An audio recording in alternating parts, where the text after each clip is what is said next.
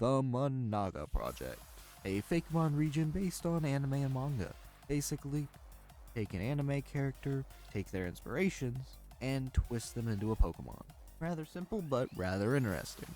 Since we covered the starters in this video tag here, let's see the early route mons.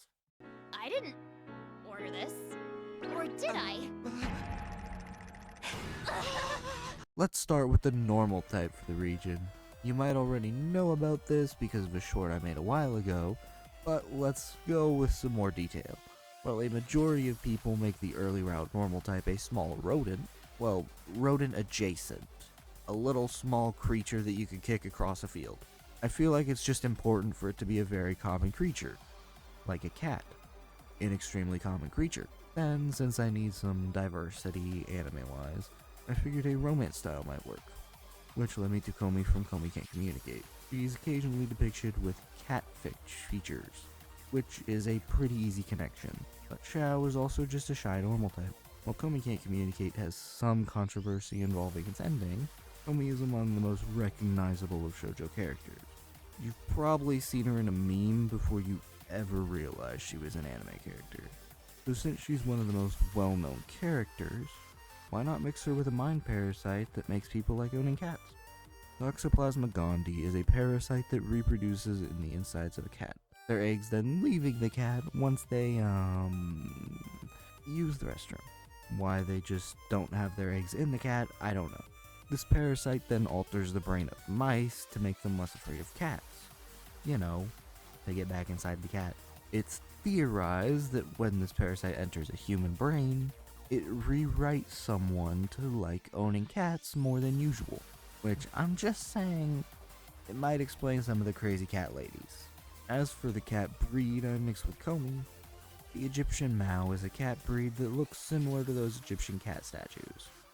Probably because those Egyptian cat statues are likely based on the Egyptian Mao. Psychow is a psychic type Mao. However, the full name sounds like Psych Out, because the entire point of Komi Can't Communicate is that she can't communicate. It's just people that misread her gestures and mannerisms. A Psych Out. Also, it's the fact it's a psychic type and doesn't have to speak to communicate. The big old bow tying it all together is that Toxoplasma gondii has been found in ancient Egyptian mummies. You know, the people who built cat statues and worshipped a cat-headed god. Also, the fact that around 1/3 of the human population is likely affected with Toxoplasma gondii. But oh well. There's the early normal type.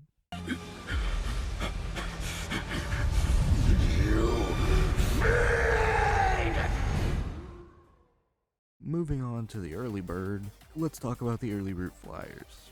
So far, everything has been about the protagonist, but let's give the side characters some love with Drama Chick from MHA, My Hero Academia, or Boku no Hero Academia.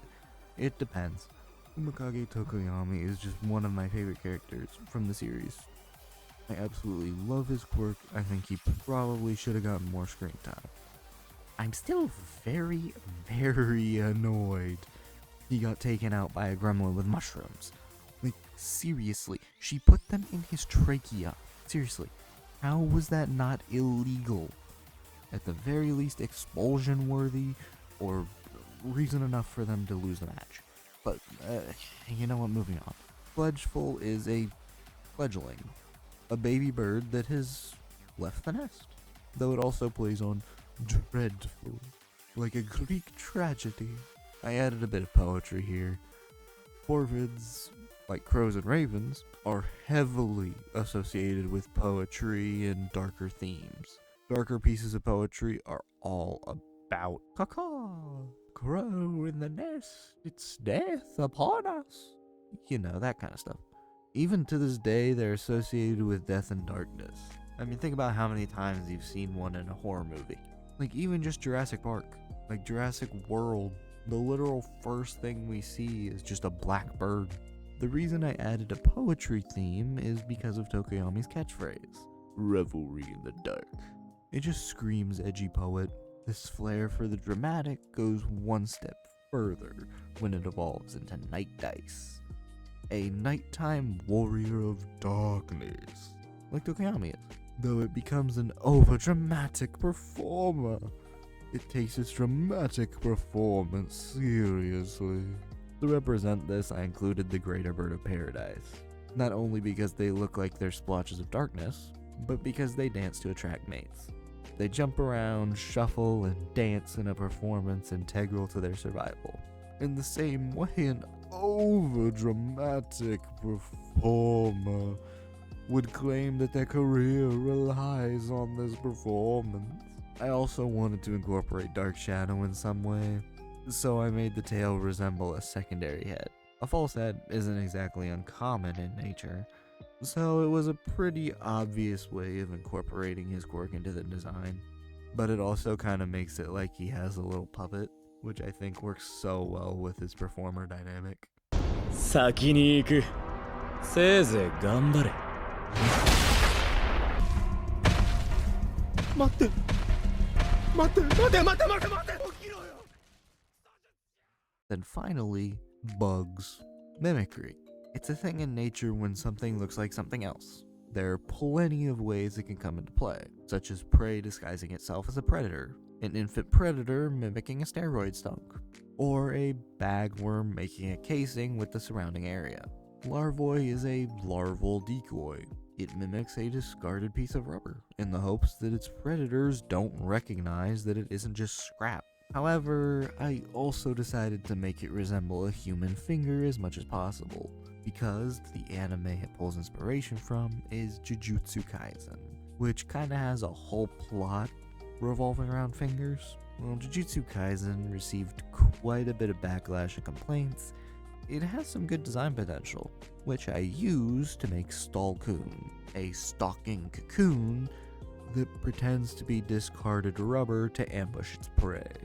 The full design pulled inspiration from Toge Inumaki, the guy who talks in sushi ingredients, mainly because he covers his face, and that makes for a great secretive ambushing stalker look.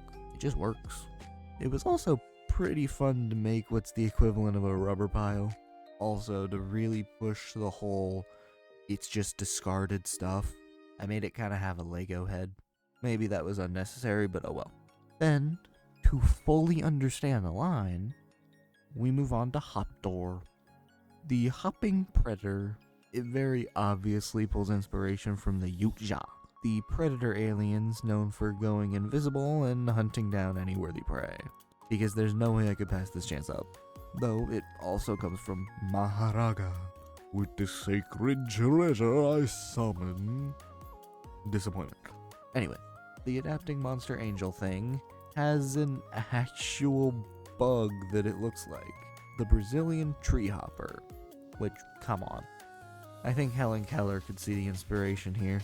While I couldn't find a source to verify why the Brazilian tree hopper looks like that, the leading theory is it helps it deter predators. First form of this line, anyone?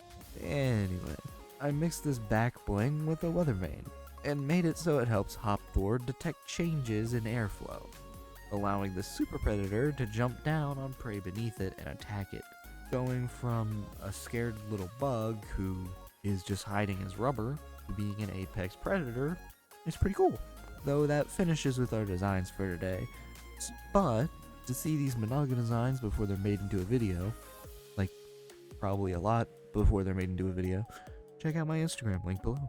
Remember to like, comment, and subscribe. Check out more of my content here if you want, and anyway, this is Jay, signing away, forever and always. Bye-bye.